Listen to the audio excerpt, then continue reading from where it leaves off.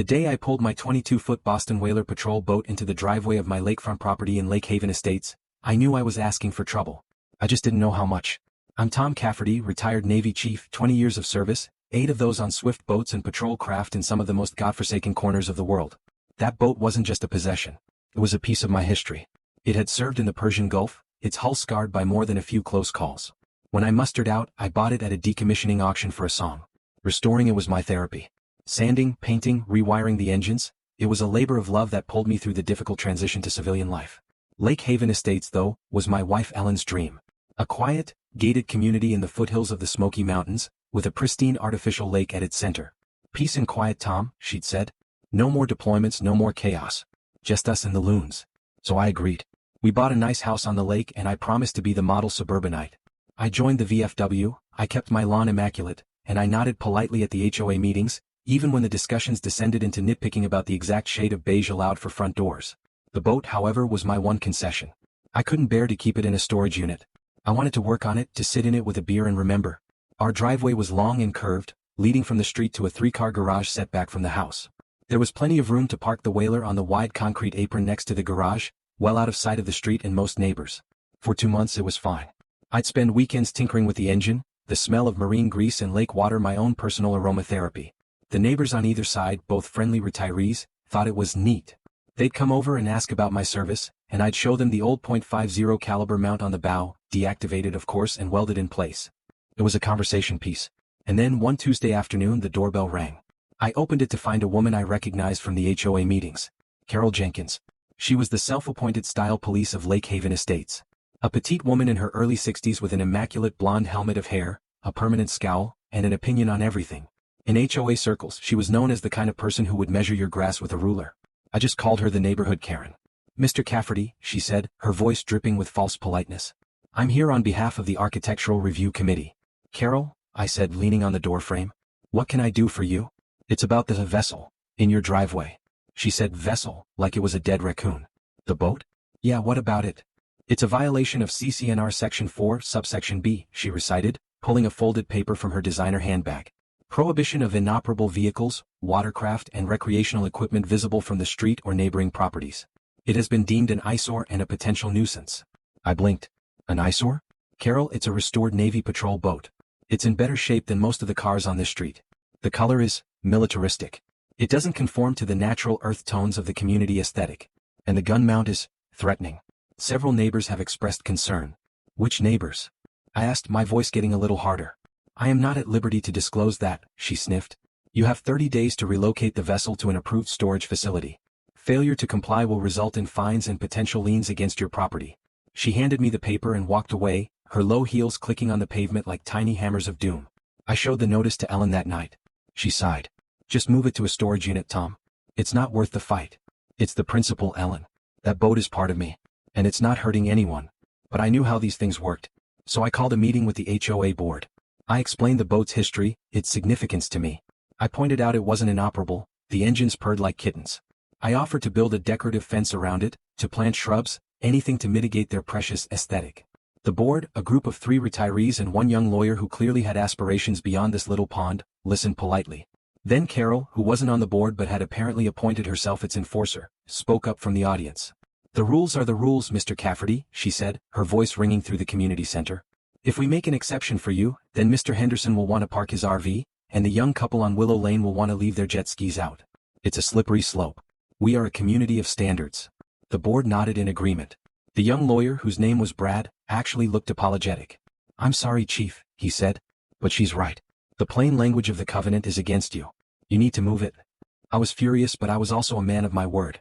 The next weekend I rented a storage unit, fired up the Whaler's engines one last time, and motored it across the lake to the public boat launch, where I loaded it onto its trailer and hauled it away. I felt like I was abandoning a shipmate. For a month the driveway was empty. Peace was restored. Ellen was happy.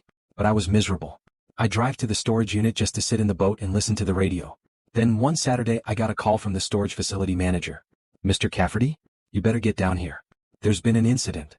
When I arrived my blood ran cold. The chain-link fence around my unit had been cut. The unit door was pried open. And my beautiful Whaler, it was destroyed. The canvas covers were slashed. The controls were smashed.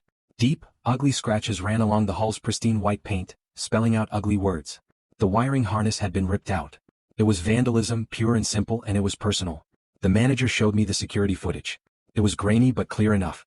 A figure in a hoodie and jeans, moving with purpose, spending a good half hour systematically destroying my boat. At one point the hood slipped for just a second. I saw a flash of blonde hair. A familiar helmet-like blonde. Carol Jenkins. I didn't go to the police. Not yet. First I went to Brad, the HOA lawyer. I showed him the footage. He stared at the screen, his face pale. Is that? That's your community standards enforcer, I said, my voice cold and steady.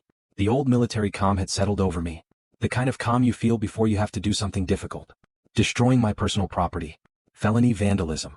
Probably about $20,000 worth of damage. Brad swallowed. Chief, I don't know what to say. I'm not here for an apology, Brad. I'm here for information. Does Carol live on the lake? Yes, he said quietly.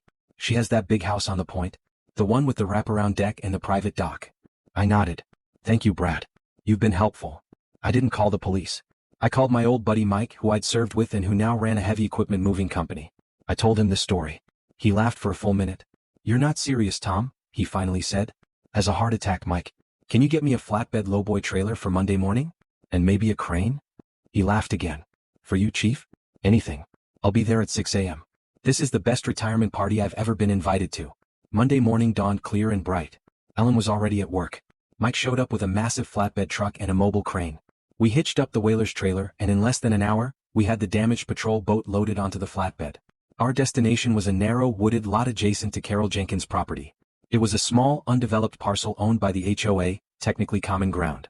It sat right next to her sprawling lake house, separated by a thin line of trees. Her backyard was a manicured lawn that sloped down to her private dock, where a brand new, ridiculously expensive ski boat was moored. Getting the flatbed in there was tricky. Mike had to maneuver through a service road and then carefully back the 80-foot rig between two oaks. But by 9 a.m. we were in position. The crane whirred to life, its arms swinging out over the trees. We carefully lifted the whaler off the trailer and lowered it onto a specially prepared bed of heavy timbers we'd laid down. The boat now sat on HOA common ground, maybe 30 feet from Carol's property line, directly overlooking her backyard and her precious dock. Its scarred hull with its ugly graffiti faced her kitchen window. The .50 cal mount pointed more or less at her hot tub. Then came the best part. I climbed up a ladder and into the boat's restored cockpit. From a duffel bag, I pulled out a small generator and a set of powerful marine-grade speakers I'd bolted to the boat's frame the night before. I wired them up to my iPod. Then from my pocket I pulled out a small orange flag. I attached it to a short pole and planted it firmly in the boat's stern. It was a no-wake flag, but I'd had a friend at a print shop modify it. In bold, black letters it now read, HOA's Gone Wild. I checked my watch. 9:30 a.m. Carol was always home on Monday mornings. She had her book club. Perfect. I hopped down, thanked Mike profusely, and sent him on his way. I then walked to my truck, which I'd parked on a different street, and settled in with a pair of binoculars and a thermos of coffee. I didn't have to wait long. At 9:45, Carol Jenkins stormed out of her back door onto her deck. She was in her bathrobe, clutching a cordless phone. She stared at the 22-foot warship now parked in her backyard. She gesticulated wildly. She pointed at the boat. She pointed at the sky. She was having a conniption, and from 200 yards away, it was the most beautiful thing I'd ever seen. Her husband, a meek man I'd only ever seen power washed into submission, came out and just stared, his mouth open. Then at 10 a.m. sharp I made the call. I dialed Carol's number. I'd gotten it from the HOA directory. Hello. Her voice was high, frantic. Good morning, Carol. It's Tom Cafferty. How do you like my boat's new parking spot? There was a stunned silence. Then a shriek. You. This is you. You're trespassing. You're violating every code in the book. I'm calling the police. I'm calling the HO. I'm having you arrested. Go ahead, Carol, I said calmly. Call them. And when they get here, you can explain to them why your security footage shows you vandalizing my property. I have a copy, by the way. It's very clear. I particularly like the part where your hoodie slips and we get a nice shot of your face. Very photogenic. Another silence. This one was longer. When she spoke again, the rage was gone, replaced by something else. Fear. What do you want? Simple, Carol. First, you're going to pay for every single cent of damage you did to my boat. I have an itemized estimate from a marine surveyor. It's $23,500. You'll write me a certified check today. I don't have that kind of money just lying around, she stammered. Then I'm sure your husband's home equity line of credit will cover it. Second, you're going to draft a letter to the entire HOA membership, admitting what you did and resigning from every committee, board, and advisory position you hold. Permanently. That's blackmail, she sputtered. It's a settlement offer to avoid me pressing felony charges and making your face the lead story on the evening news, I corrected her. Your choice. Oh, and one more thing. What? She whispered. I pressed play on my iPod. Immediately, the massive speakers on the boat crackled to life, and the opening guitar riff of the Rolling Stones, Start Me Up, blasted across the lake, echoing off her house. I smiled. I'm going to fire this thing up every Monday at 10 a.m. for the foreseeable future. A little reminder of our arrangement. You can call the cops about the noise, but I suspect by the time they get here I'll be gone. And when they see my boat sitting on HOA common ground, they'll have a lot more questions for you than for me. Enjoy the music, Carol. I hung up. Through the binoculars, I watched her drop the phone and just stare at the boat, her face a mask of utter defeat. Her husband put a hand on her shoulder. She shook it off. A few minutes later, a police cruiser pulled up. An officer got out, looked at the boat, looked at Carol's house, and knocked on her door. I watched them talk. Carol was pointing, crying. The officer was taking notes. He then walked over to the boat, examined it, and looked around. He seemed confused. He got back in his car and left. The check was in my mailbox by 5 p.m. Carol's letter to the HOA was a masterpiece of passive-aggressive non-apology, but it got the job done. She resigned. She and her husband sold their house 6 months later and moved to a condo in Florida. I heard she started a petition there about the noise from the pool pump. Some things never change. I used her money to restore the whaler better than new. But I didn't put it back in storage. You see the parcel of land I'd parked it on? I went to the next HOA meeting. With a newly constituted board, Brad the lawyer was now the president. I made a proposal. I offered to purchase that small, useless wooded lot adjacent to Carol's old house. I paid fair market value. The new board, eager to distance themselves from the previous regime and desperate for my goodwill, approved it unanimously. Today that lot is deeded to me. And on it, on a beautiful concrete pad surrounded by native flowers and a small picket fence, sits my Boston whaler. It's not hidden. It's a permanent, prominent, and proud feature of the Lake Haven Estates landscape. I put a small brass plaque on a post in front of it. It reads, "In memory of common sense." And as a reminder that some battles are worth fighting. Ellen eventually forgave me. She even admitted that watching Carol Jenkins' face that morning from the kitchen window, she'd taken the day off to see the show, was the highlight of her decade. And every Monday at 10 a.m., rain or shine, I walk over to my boat, climb aboard, sit in the captain's chair and play one song. Just one. Loud. It's my weekly salute. To service. To justice. And to the beautiful, undeniable power of a well-executed plan.